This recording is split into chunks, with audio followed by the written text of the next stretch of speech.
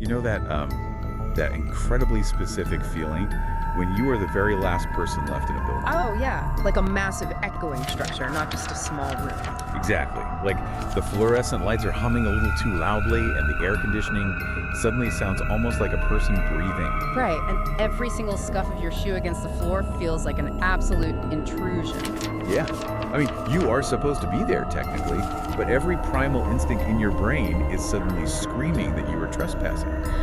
Well, it is a profound neurological shift. You know, the environment hasn't physically changed one bit, but your brain's relationship to that environment completely flips. It goes from this sanctuary of focus to a landscape of potential threats. In a matter of seconds, really. And that jarring flip is exactly what we're exploring today on this deep dive. We are pulling from a really chilling transcript from the YouTube channel Thriller Tellers. Specifically a video titled Walking Alone from School Horror Story, Animated Horror Stories. Right. But the mission of this deep dive isn't just to, recite a ghost story for you. We are going to completely deconstruct the anatomy of a terrifying personal encounter. We really want to understand the exact mechanics of how a totally mundane, everyday setting can instantly transform into the dark, twisted backdrop for a tragic urban legend. Okay, let's unpack this. Our narrator is a student, and they are in the middle of a scenario that I think a lot of us, maybe even you listening right now, can easily relate to. It is finals week. Oh, man. Yeah, the pressure is on, and the cramming is just intense. Which means a baseline of physiological stress is already deeply established before anything unusual even happens. I mean, when a student is cramming, they are pumping cortisol and adrenaline through their system just to stay awake. Right, just to retain the information. So the student decides to hunker down at their school library, which we later find out is at Eaton Hill School. Because of exams, the administration has actually extended the library hours all the way until midnight. Yeah, and the narrator lives pretty close by, so they figure, it's quieter than home. Yeah. They arrive at 6 p.m. and just completely dive into books, total tunnel vision. Like completely absorbed. Normally, they would pack it up around 8:00 p.m. when there's still like a hum of life. Other kids are around, the librarians are shifting books, there's a sense of community. But suddenly, our narrator blinks, looks at the clock, and it is 10:00 p.m. And the library has fallen into absolute suffocating silence. It makes me think of this concept of liminal spaces. Oh, absolutely. Liminal spaces represent a really fascinating architectural and psychological intersection. I find it so compelling. It is, it's like being in a giant shopping mall after all the metal grates have been pulled down over the stores, or, walking through an airport terminal at 3 in the morning. Right, these are spaces entirely designed to facilitate massive crowds of people, movement, and safety. But when you empty them out, the architecture suddenly feels hostile. The library at 10:00 p.m. isn't just quiet, it feels like it is actively holding its breath. And that silence is where the psychological vulnerability begins. When someone studies for 4 hours straight, their prefrontal cortex, which is the part of the brain handling logic, focus, and rational thought, is highly engaged. But also severely fatigued, right? Exactly. So when they finally look up at 10:00 p.m. and register the absolute silence, the brain undergoes a rapid context switch. Humans are highly social mammals. Ambient human noise normally signals safety to our subconscious. So when that noise disappears entirely, It triggers an ancient alarm system. The brain shifts from intense academic focus to sudden hypervigilance, actively searching the environment for the reason why it is so quiet. and the brain finds an answer almost immediately. Cutting through that dead silence is a sound. It is not a voice, it is not a door closing. It is the distinct, rhythmic, unsettling sound of someone limping. Yeah. But I want to pause here. Why does a limp specifically trigger such a deep sense of dread? Like a footstep is just a footstep, right? Well, no, because a steady, even footstep is something we process as normal. It follows a predictable acoustic pattern. A limp, however, is asymmetrical. Okay. It is an anomaly. In a state of hypervigilance, your brain is scanning for deviations from the norm. An asymmetrical sound in a space that should be entirely empty is immediately categorized by the amygdala as a potential unpredictable threat. Wow. So the brain cannot map a standard human walking pattern onto that sound. Exactly, so it assumes the worst. The narrator realizes they only have about 10 to 15 minutes of work left. A rational brain would say, hey, just finish the chapter. But the primal brain says, leave your books, we are getting out of here right now. Pure flight response. Yeah, they pack up frantically to flee. But this psychological unraveling doesn't stop at the library doors. To get out, they have to navigate a very long corridor, and at the end of it, they have to make a blind right turn to hit the school exit doors. The corridor essentially acts as a funnel. Corridors are naturally claustrophobic in these heightened states. They offer no lateral escape routes. You can only go forward or backward, which artificially restricts your survival options. And as they are hurrying down this long, echoing hallway, they see a woman standing at the very end of the corridor. Just standing there. Just standing there. And the narrator doesn't recognize her. Immediately, this overwhelming wave of discomfort hits them. It is so intense, the narrator actually calls out, "Who's there?" And the moment the words leave their mouth, she vanishes. Just gone in a matter of seconds. I have to wonder how much of this was a genuine physical and how much was a trick of the entire thing. Well, what's fascinating here is how the physical and the psychological begin to compound one another. The narrator hasn't just been studying, they've been studying for hours without a break. Yeah, the source text specifically notes that the narrator is experiencing deep exhaustion and hunger by this point. Right, and when you are depleted of glucose, your cognitive defenses and your reality testing capabilities are severely compromised. So the brain is essentially failing to process visual data correctly because it doesn't have the fuel to do so. Precisely. It is attempting to process ambiguous visual shadows in a dimly lit hallway while flooded with fear hormones. That makes total sense. The visual of the vanishing entity at the end of the corridor essentially shatters the narrator's baseline sense of reality. Before they have even pushed open the front doors to step outside into the night, their foundational understanding of what is safe and what is real has been completely undermined. And stepping out into a normally busy urban environment introduces an entirely new cognitive dissonance. I mean, they burst through those exit doors expecting the real world to ground them. Right, because this street outside Eden Hill School is usually bustling. Even at night, there are usually cars, people walking, a baseline of urban activity. But tonight, the street is completely, strangely deserted. It is entirely empty. Just adding to that feeling of isolation. And here's a detail that really struck me. The narrator is so panicked that as they walk down this creepy abandoned street, they just keep their head down. They're staring directly at the ground. Yeah, it's an interesting reaction. Think about the last time you had to walk down a dark street, or maybe heard a strange noise in your house at night. Did you look directly into the dark corner, or did you purposefully look away? It feels completely counterintuitive. It does. If you are in danger, shouldn't your head be on a swivel, scanning for threats? Well, it is not a logical strategy for physical defense. It is an avoidance coping mechanism. We can think of it as the ostrich effect. The ostrich burying his head in the sand. Exactly. When sensory input becomes too overwhelming, first the unnatural silence, then the limping sound, the vanishing figure, and now the inexplicably empty street, the brain attempts to artificially reduce the amount of incoming data. By looking at the ground, the narrator is limiting their visual field to a predictable, controllable 3-foot radius. It is a desperate psychological strategy for emotional survival when the external world feels too chaotic to process. But that desperate strategy completely backfires as they are staring at the ground, trying to just put one foot in front of the other to get home.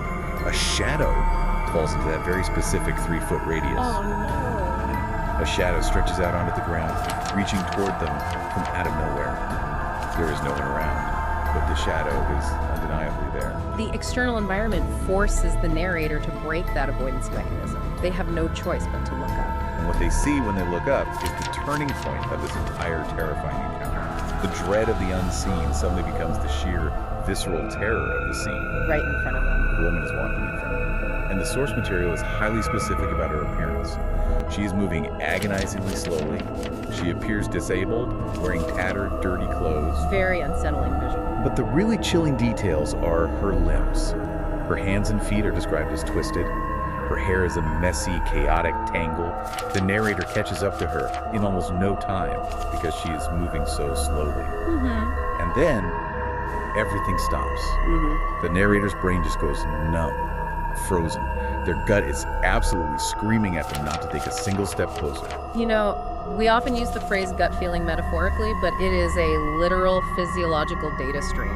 Really? Oh yeah. The enteric nervous system is a vast network of hundreds of millions of neurons lining your gastrointestinal tract. It is essentially a second brain. That is wild. When the narrator says their gut is screaming, that is the enteric nervous system communicating a massive threat level based on pattern recognition. It is processing the danger before the conscious brain has even formed a complete thought about what it is looking at. Here's where it gets really interesting, because there is a massive clash happening in this moment. Every instinct, every ounce of common sense is telling the narrator to run in the opposite direction, just turn around and sprint. But they don't. No. Their actual physiological reaction is the exact opposite. They freeze. They lose the courage to even overtake her and walk past. They are entirely rooted to the pavement. I always struggle with this. Evolutionarily, how does freezing help a human? It seems backwards, right? If a menacing, disfigured woman is right in front of you, staying completely still seems like the absolute worst biological strategy. If we connect this to the bigger picture, we have to look at how the autonomic nervous system manages trauma and extreme fear.